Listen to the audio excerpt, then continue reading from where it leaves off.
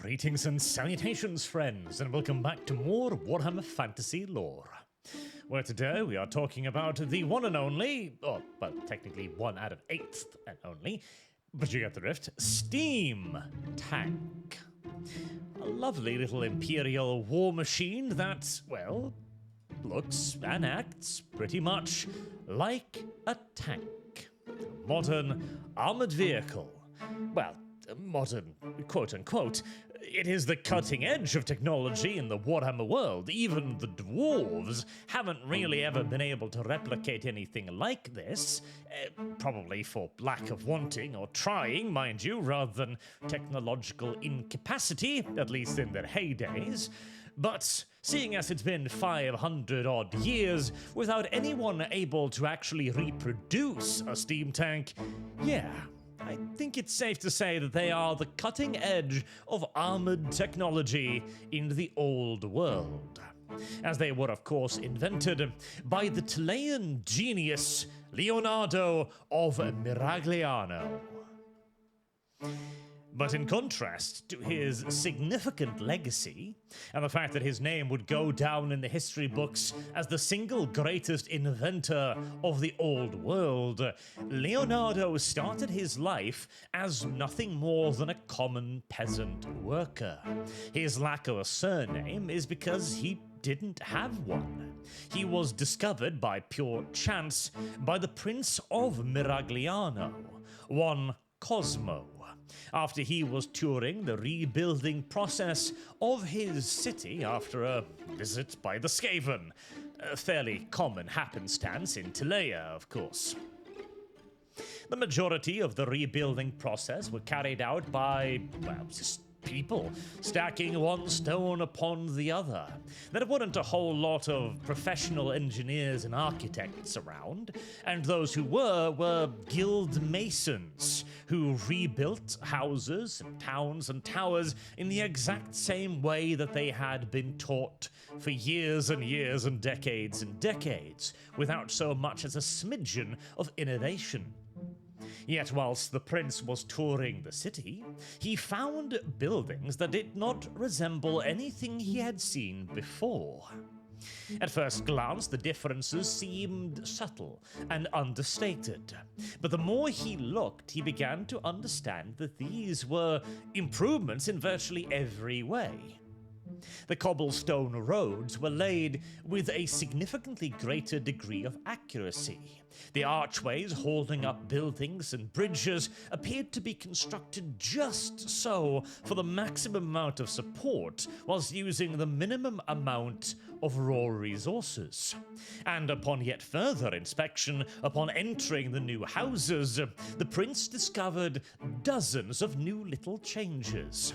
Plumbing that flowed more easily than any else in the city, using gravitational systems and negative pressure to bring the water up from the deep sewers.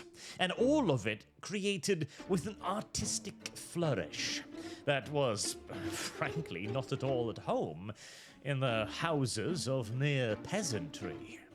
Inquiring as to who it was who had done all this, the prince was eventually led to a humble-looking young man who was in the process of rebuilding yet another house, virtually from the ground up.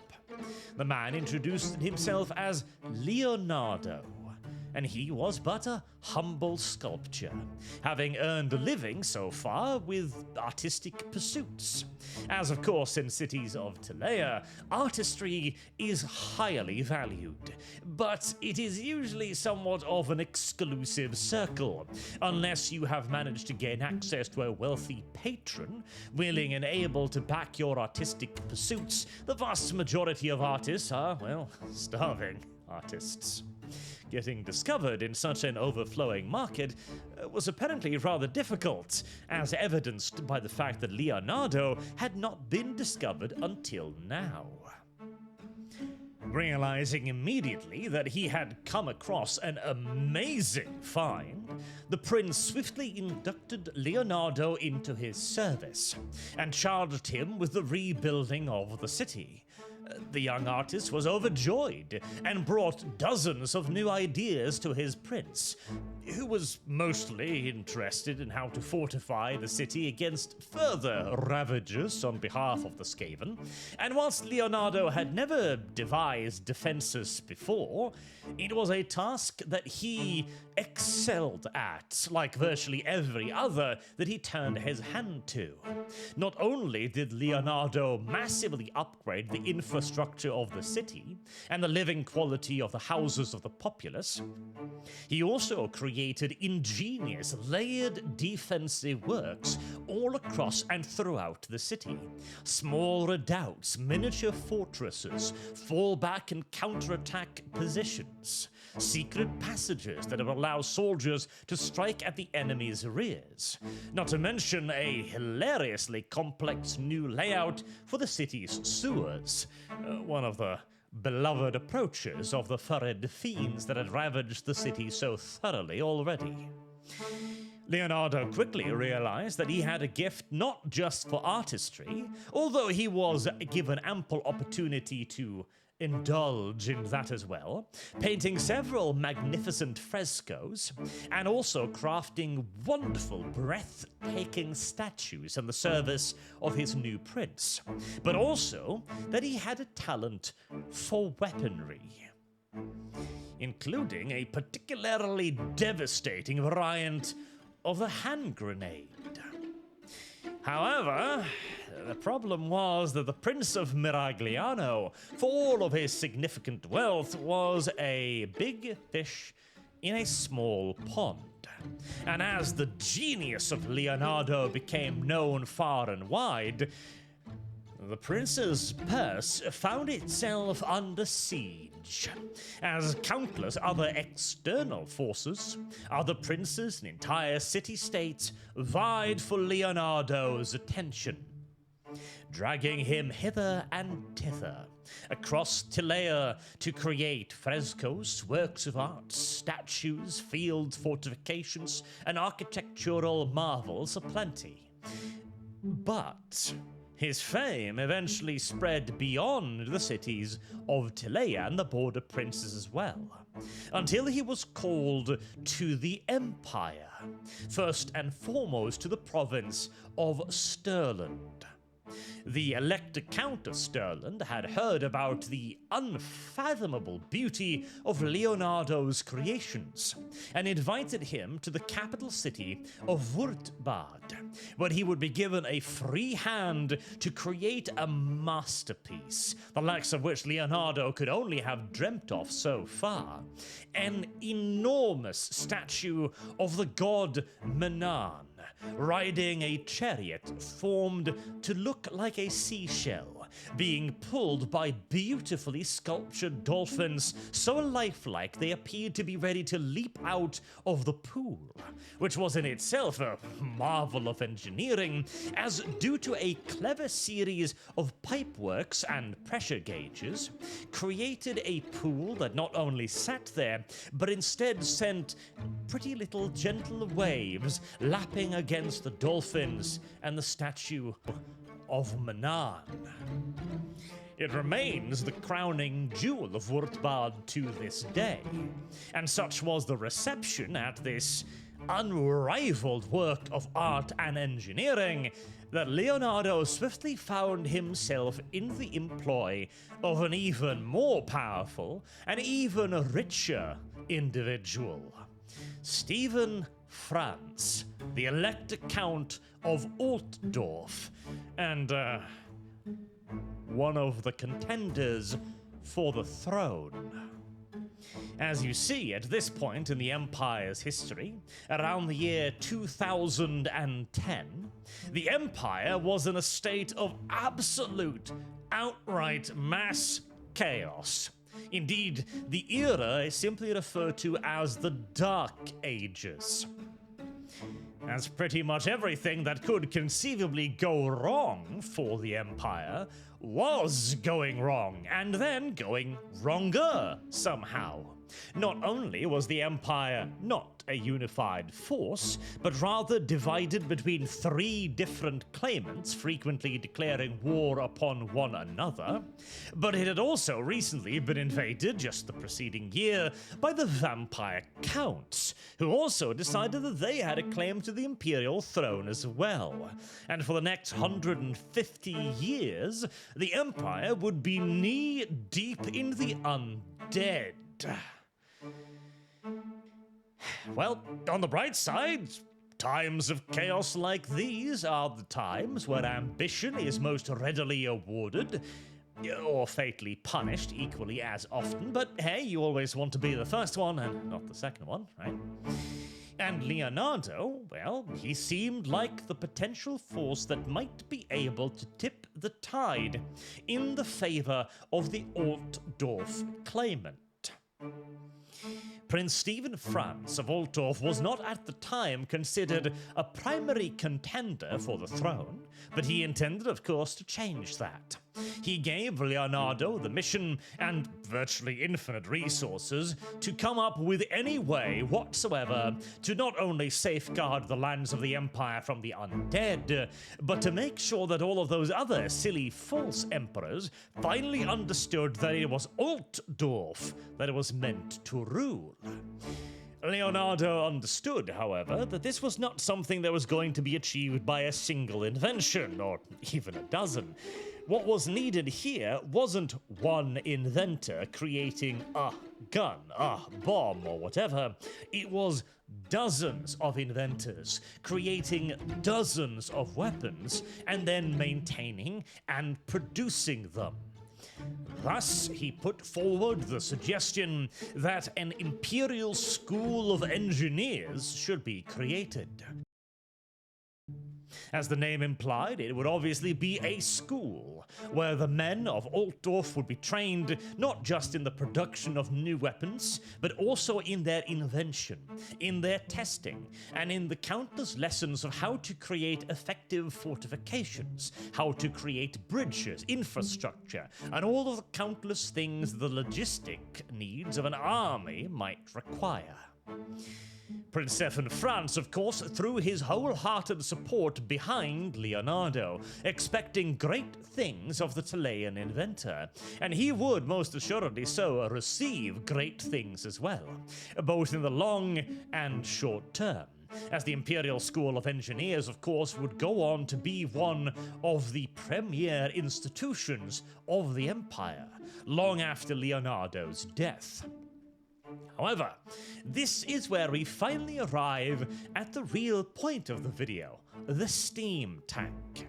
See, Leonardo had earlier taken a great deal of inspiration from the dwarves, and one of the things that he wished to attempt to replicate were the dwarven ironclads, as the dwarves are the only ones capable of making properly armored ships in the old world.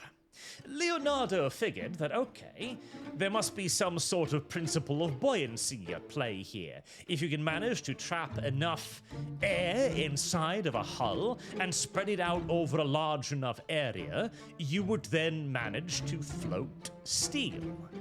However, this was one occasion in which Leonardo's genius proved finally to be at least somewhat limited. His prototype, the Anchor of Solidity, was pushed out into the water, where it promptly and immediately sank, very nearly dragging the then young engineer down with it.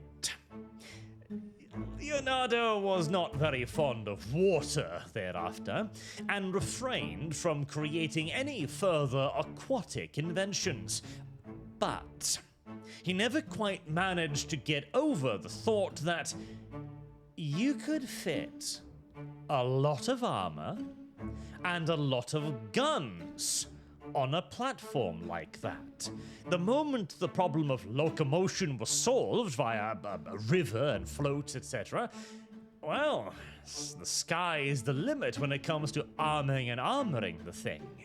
Now, unfortunately, water scared the shit out of Leonardo, so he wasn't going to try to make another boat, but surely there would be some way to create a land-based ironclad.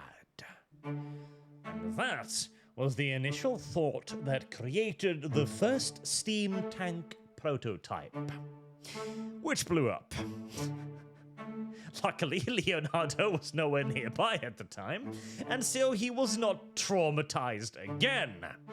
Undeterred, he moved on to create another prototype, which also blew up.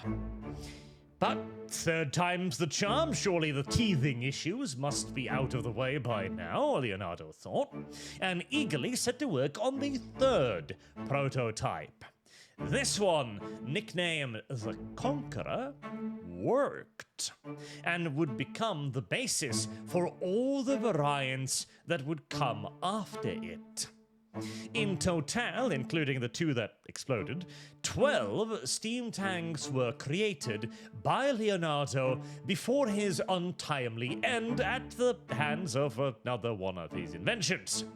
See, Leonardo also figured that, okay, I've created a mobile, heavily armored artillery piece. This is all well and good, but, well, I can only really shoot at things that I can directly see with this thing. Wouldn't it be awesome if I could see really, really far and direct artillery batteries to fire upon targets far, far beyond the normal line of sight of a human being? Well, all I need to do to achieve that dream is to go up, up, up. And so Leonardo invented a heavier-than-air flying machine, something that even the dwarves have struggled with quite a bit. And Leonardo, as per usual, had a little bit too much faith in his inventions. The heavier-than-air flying machine did indeed fly, but it didn't land. Oh well. Such is the fate of eccentrics, thought the prince. But we've got the plans and drawings and everything. We have the School of Engineers. Whilst it's unfortunate we won't be able to produce any more weapons, at least we can make the ones we have, right? Well, turns out Leonardo had decided that it would not be necessary for him to teach any of his brand new crop of young students how to actually make more steam tanks. It is possible that he had simply forgotten, busy with doing other things. It is possible that the steam tank is simply too gosh darn complicated to the point where he couldn't teach them. And it's also possible that Leonardo, living the higher life in the personal employ of a prince and wannabe emperor, was too gosh darn good of a gig to endanger by teaching someone else to do what only he could do. Regardless of the real reason, Leonardo was flat as a pancake, spread over a significant portion of the Altdorf countryside, and the remaining 10 steam tanks was all that the prince was going to get. Obviously, the engineers immediately began setting about trying to figure out how to replicate the steam tanks, but the level of machining, the complicated nature of the engines, the precise fittings required, not to mention the baffling amount of copper tubing. Hundreds of meters of copper tubing, leading the steam from the engine around the fighting compartment, around the engine itself, to the wheels, to the spokes, up to the gun up top, etc., etc. No one had the faintest fucking clue how any of that worked, or if any of it was actually necessary. And every time they tried to mess with it, something went horribly wrong. Furthermore, Leonardo, of course, knew exactly what everything did, and had grown so accustomed to building and using the steam tanks that he could judge exactly what was going on by simply listening to the whistling noises of the pipes. Leonardo damn near steered the thing by hearing more so than sight. This was, however, yet another skill that he had not seen fit to pass on to his pupils, and a whole heap loads of accidents occurred because the pupils couldn't accurately read the whistles and groans and bursts of steam that occasionally popped loose inside the tank. Indeed, the greatest breakthrough in steam tank technology in the last 500 years is attaching gauges to the various pipes, so that now the engineers can visually determine roughly what's happening, although even then it's solid 75% guesswork and experience, but hey, it's better than nothing. Regardless, any hope that the Prince of Altdorf may have had of replicating the steam tank was dashed. Not just in the short term, but, well, forever, until the end of the world, quite literally. On the bright side, the 10 operating machines were an absolute menace. They destroyed vast quantities of the undead hordes, surging into the Empire again and again and again, and would become an enormous power faction within the Empire. They would even lead the counteroffensive into the Vampire Count's own holding eventually, which ended the period known as the Vampiric Wars. Although another one of the steam tanks was lost during this operation, as, well, one of the problems with the steam tanks is that that's a lot of armor on not a whole lot of wheels. The steam tanks prefer nice and dry conditions, tightly packed soil preferably, to operate effectively, and the swamps of Sylvania, well, the exact opposite. And so one of the tanks, having led a brave countercharge against the forces of the undead, found itself in such a swamp. It found itself sinking into the swamp, and before anyone knew what was happening, the whole goddamn thing was gone, never to be rediscovered. And so there were 9. It should come as no surprise that the remaining 9, therefore, are babied to an absolutely ludicrous point. The engineering school pours vast quantities of resources into maintaining these tanks, with countless hours of maintenance and near unending tweaks and little touches and tests to make sure that they're always running up to standard. Now, the effort to try and reverse engineer the steam tank is still ongoing, but very, very carefully, as they don't want to lose another one due to tinkering.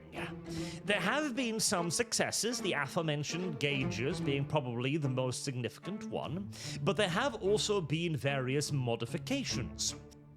For example, the standard steam tank, these days known as the Conqueror pattern, has a hull-mounted great cannon and a rotatable turret with a steam cannon.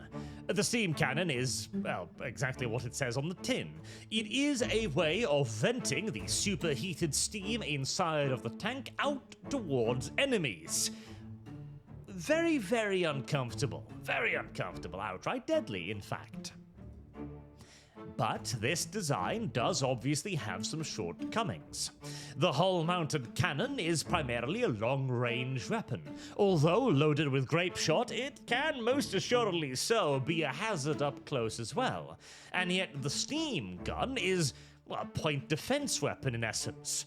A gun used to get rid of enemies that get close enough to try and attack the steam tank's only really vulnerable areas, which is the rear portion where the engine is exposed, and the wheels themselves.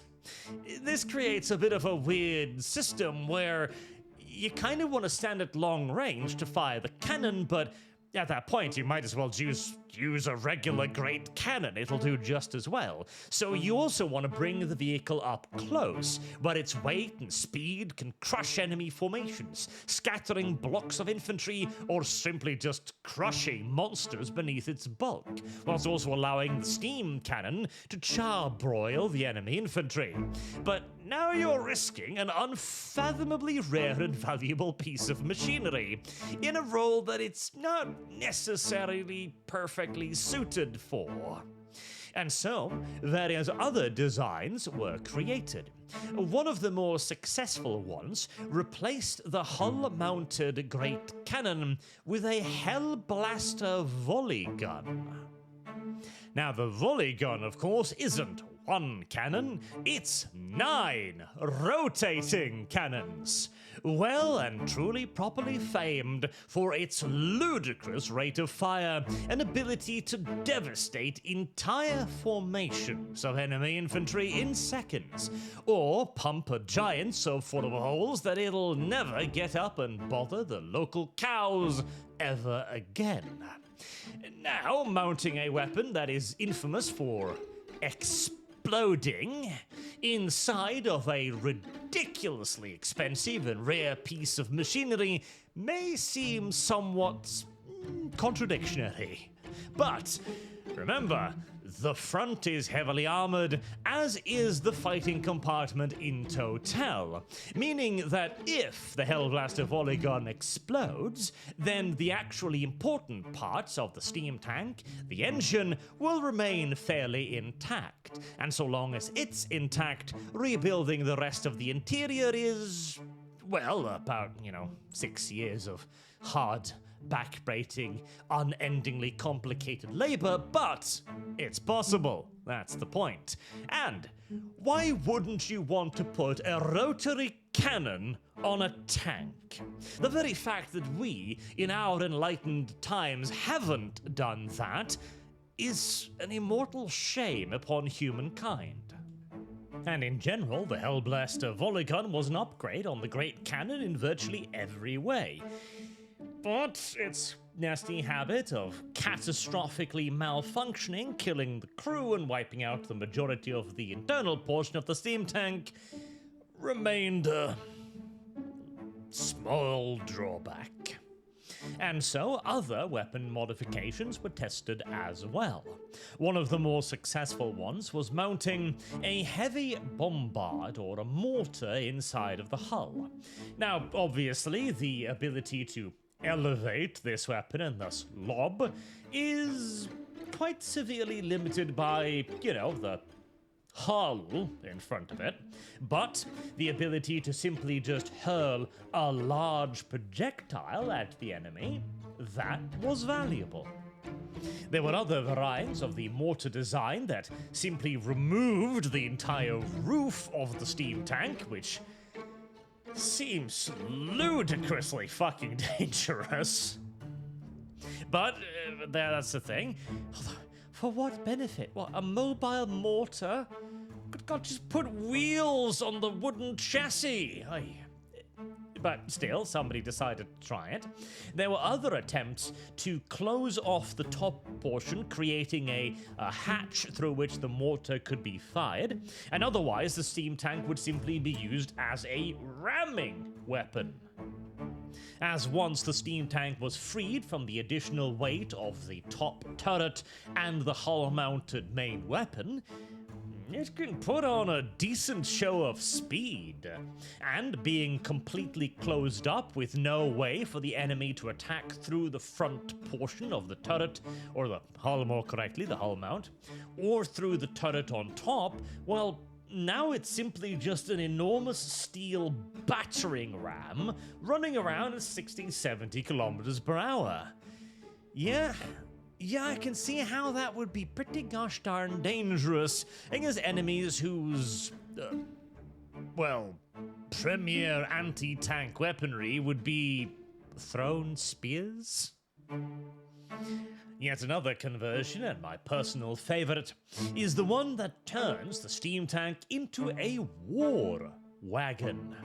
Now, the war wagon is another Imperial war machine where you have a mobile tower stuffed full of soldiers with various specialized weaponry, such as extremely long-handled pole arms, or repeater guns, or very long rifles, for example.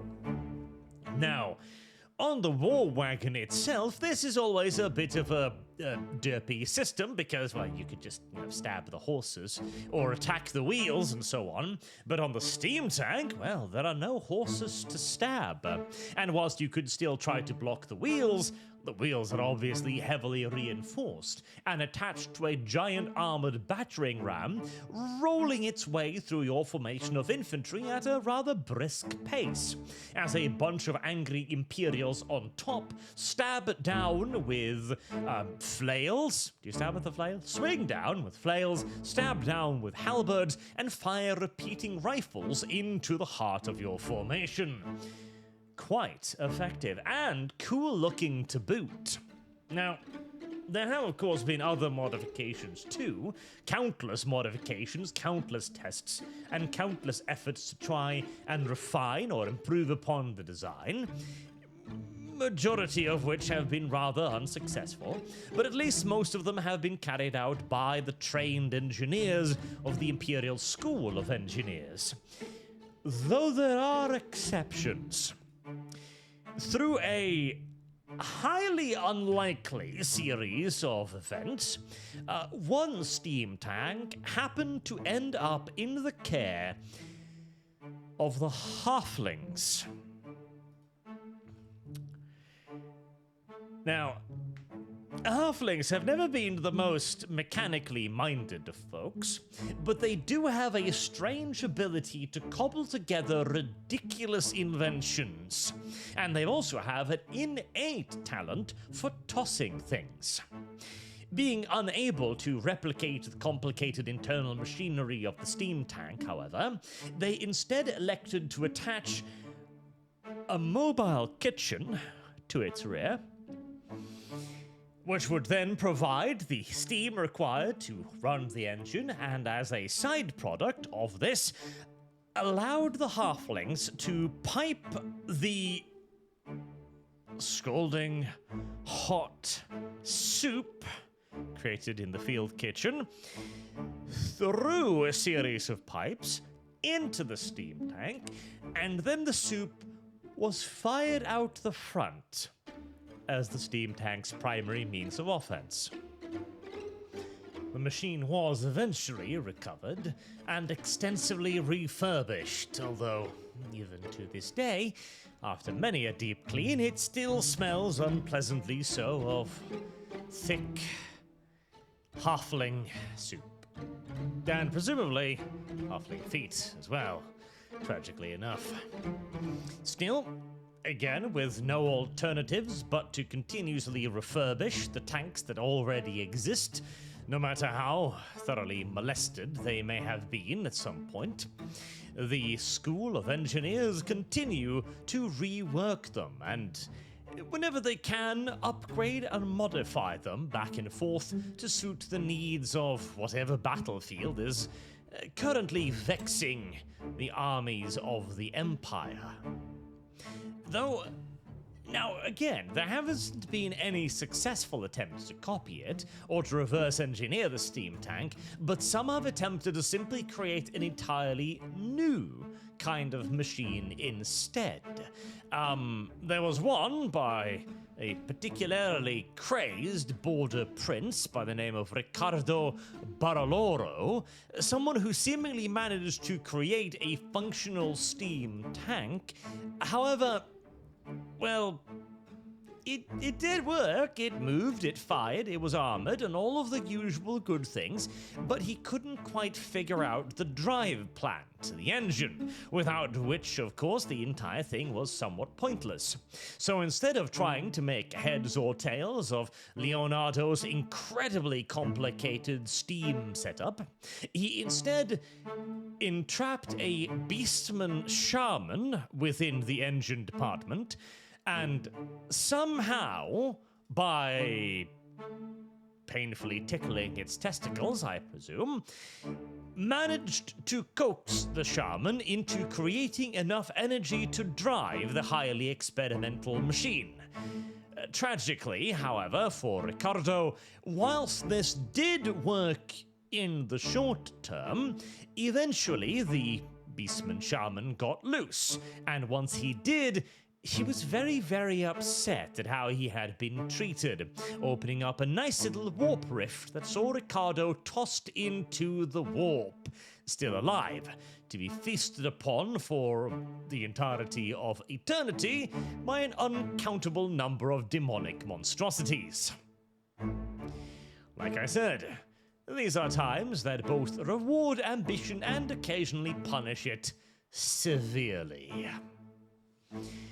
A somewhat less fanciful reimagining is the Marienburg land ship. This was created by the city of Marienburg, of course, as a part of gaining its independence. The land ships are kind of steam tanks, but nowhere near as mobile and nowhere near as heavily armored, as they are literally just galleons with wheels attached and a massive steam engine.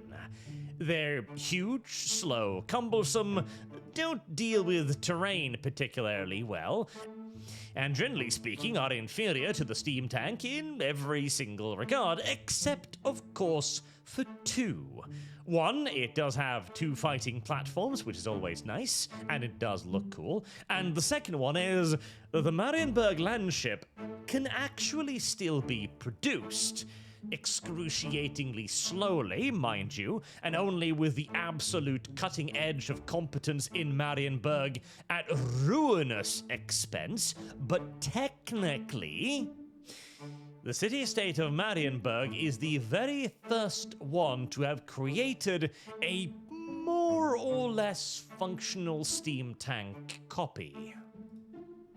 Of course, even this knockoff took ridiculous amounts of money and resources, not to mention talents lured from every which end of the Warhammer world, but at least they managed it. The only other person in the entire empire who might be able to replicate this feat is the mildly eccentric and or batshit insane cousin of the Elector Count of Stirland, one von Helsing. Baron von Helsing to you, peasant. You see, the Baron is a ludicrously rich noble located in the city of Würtbad, the same one where the famous statue of Manan is located. He has long since been utterly fascinated and obsessed with the inventions and creations of Leonardo, and has dedicated a significant portion of his life to try to hunt down the various lost blueprints, schematics, and drawings that Leonardo allegedly left behind, even though very few genuine ones have actually been discovered. The Imperial School of Engineers in Altdorf has recently and repeatedly fallen on hard times due to the massive demands upon its resources to maintain not just the steam tanks, but the Imperial arsenal at large. Baron von Helsing approached, therefore, the school with a proposition. He would give them a frankly ludicrous quantity of cash, and in return, they would give him a steam tank. The school was very reticent to do this, because this would be one of the first times in the school's entire history that a steam tank would pass voluntarily from within its walls.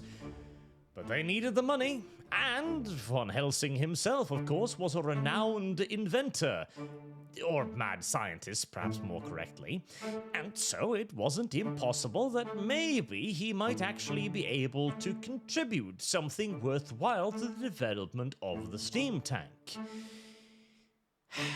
Deciding, therefore, that this was a risk worth taking, at least for the moment, the School of Engineers decided to sell a steam tank to the Baron. And it's worked out fairly well for both parties. The Baron has taken considerable pains in customizing his steam tank, both with various vanities, like allegedly fitting it with a full leather interior, and with more functional additions. Being practically the only gosh darn person to have actually figured out how at least part of the internal steam system functions, he has actually managed to increase the efficiency of the engine, both increasing the durability of the boiler and its capacity, along with fitting new gauges and measuring instruments to be able to tell what's actually going on with the damn thing with a degree of certainty. These things alone would have been significant achievements, but tragically, he had to ruin a fair few of them with additional modifications of the weaponry variety. For whilst von Helsing proved to be an excellent steam engineer, his habit of fitting a bit more in the way of weaponry onto the steam tank than it's frankly equipped to handle has caused some pretty severe setbacks. At one point, he mounted a twin Hellblaster volley gun to it somehow. I don't even know how he managed to fit 2 Hellblaster volley guns inside of its hull, but he did. Unfortunately, he did not improve the firing mechanism or the reliability of the Hellblaster volley gun. Thus, when he decided to test fire the thing, it did what Hellblaster volley guns pushed to the limit usually do, and exploded. This resulted in von Helsing being permanently parted with one of his legs. But undeterred, of course, as ever, almost like his idol, Leonardo, he simply pushed on with yet further innovations, like, strapping 24 handguns to a rotary mechanism and then firing them all at once. Huh. Well, it certainly is a lot of dakka, although the, nature of flintlock weaponry means that you only get a lot of dakka for a split second, after which you are going to have to very slowly and manually reload each and every one of those pistols by hand. Not ideal, but von Helsing is continuing his research to find a less annoying way to operate and, crucially, reload this weapon.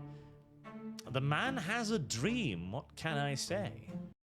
But besides these rare exceptions to the rule, the steam tanks are all kept by the School of Engineers and deployed to accompany the Emperor's armies, usually when they are off doing something particularly important or assigned to long-term campaigns. Several of the steam tanks, for example, gained a great deal of glory, honor, and prominence during the Great War against Chaos. The Deliverance fought alongside Magnus the Pious himself during the Great War, and was awarded the Imperial Cross for its countless achievements against the northern barbarians. Which does raise the question of how on God's good green earth they managed to get that thing all that way up north. Again, the steam tank is very, very heavy. I doubt there's a whole lot of bridges in the old world that could conceivably carry it, and it's not famed for its off-road capabilities. I presume they must have mounted it on some kind of carriage or something, but that would have been one fuck of a carriage. And of course, it wouldn't solve the bridging problem.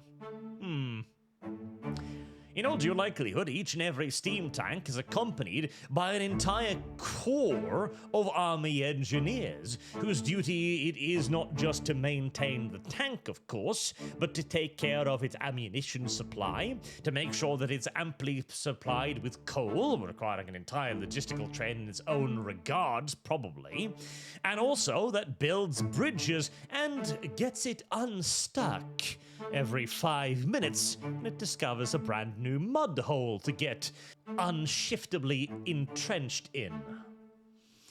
Despite all the pain and bother, though, a steam tank on the field of battle is more than worth it, as there's pretty much nothing the enemy can actually do to stop this thing. Magic? What are you gonna do? Throw a fireball at it? It'll simply splash harmlessly off the several centimeters of armor. Swords? As if. Spears? Great weapons? Of course not. Anything short of a giant, and even then it'll have a hard time actually getting through all of the metal, is gonna do diddly dick squat against a steam tank. And all the time, meanwhile, it's driving through your lines, crushing things underneath its iron-shod treads, whilst firing its front cannon and steam cannon, not to mention the occasional pop shot here and there from the engineer driving the thing. It is a nightmarish construct whose primary contribution to a battle probably isn't the sheer amount of kills it gets, although it'll probably produce a fair few casualties on the enemy's side, but rather the absolute horrendous disruption to the enemy's formations, as they can't hold any ground in front of this damn thing. They can't stand anywhere, they can't form up anywhere, and if they ever actually manage to get into something that resembles a battle line, the fucking thing can simply drive up one flank and through the entire goddamn army, leaving nothing but scattered, shattered bodies in its wake. Yeah, it is a rather nightmarish little thing, but they have been disabled in the past, as they are not completely invulnerable. A significant portion of the rear and upper hull is still made of wood. Additionally, if the wheels can be sufficiently fouled, or the delicate mechanisms of the engines upset enough to disable the engine, well, the moment it's a stationary target, it's a lot easier to deal with, both potentially via artillery like other cannons, or by simply swarming the damn thing. Shooting bows and arrows in through the vision slots, maybe casting magic in there, or prying open the top hatch, after which the screaming engineers can be dragged out into the daylight and ritualistically beaten to death over a period of 7 months. Fortunately for the engineers, this is a pretty rare happenstance, as again, it takes a lot to stop a steam tank. And now you know just about all there is to know about Leonardo's brilliant little invention. An armored vehicle, a main battle tank, albeit a somewhat crude one, in the old world. Until next time, I've been Arch, thank you all very much for listening, and I hope to see you all again soon. Till then, have a good day.